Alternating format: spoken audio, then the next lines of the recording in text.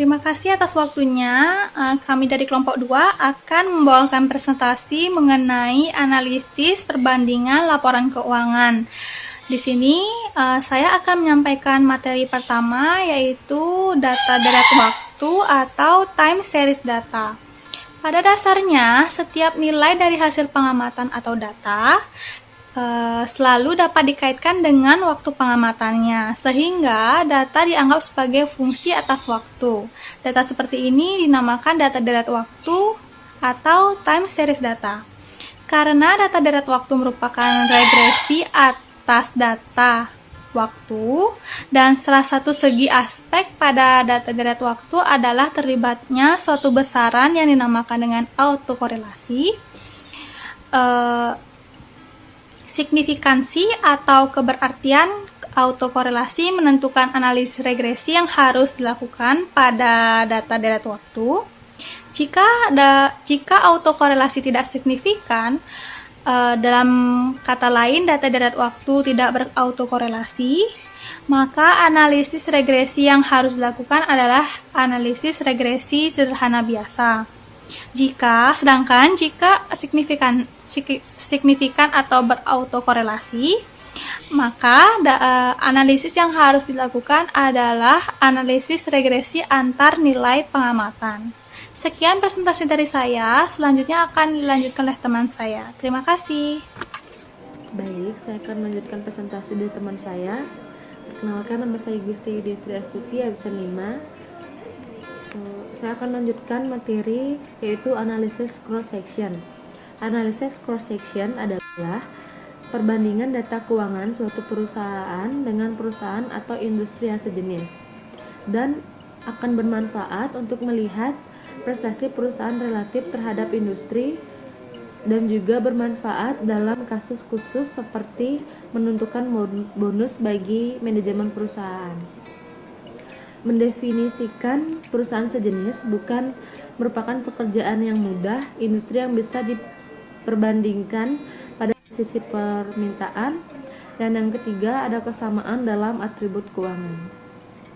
Selanjutnya akan lanjutkan oleh teman saya. Baik, saya akan melanjutkan materi ketiga, yaitu analisis trend.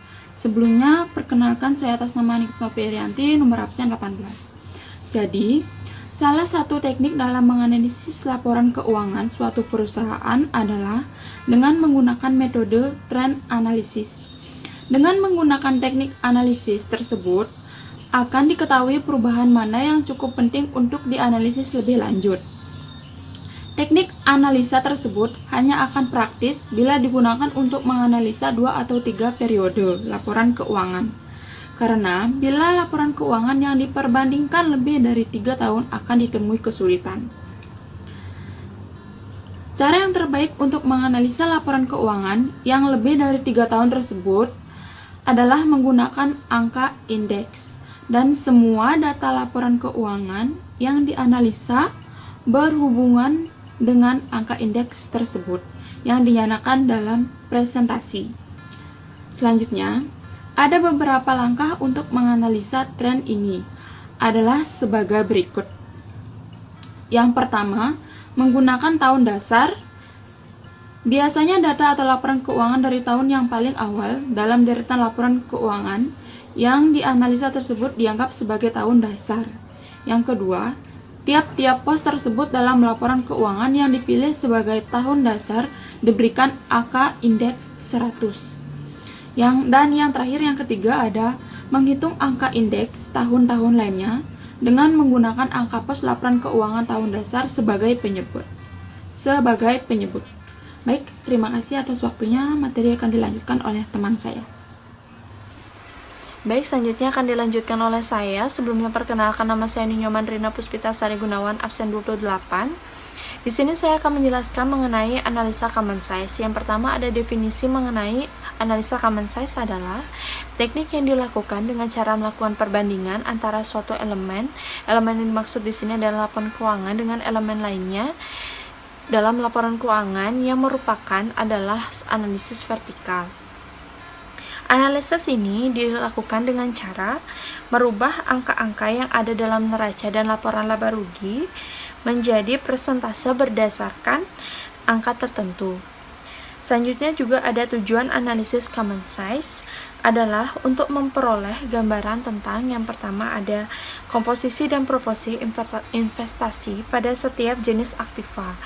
Yang kedua ada struktur modal dan pendanaan. Dan yang ketiga ada distribusi hasil penjualan pada biaya dan laba.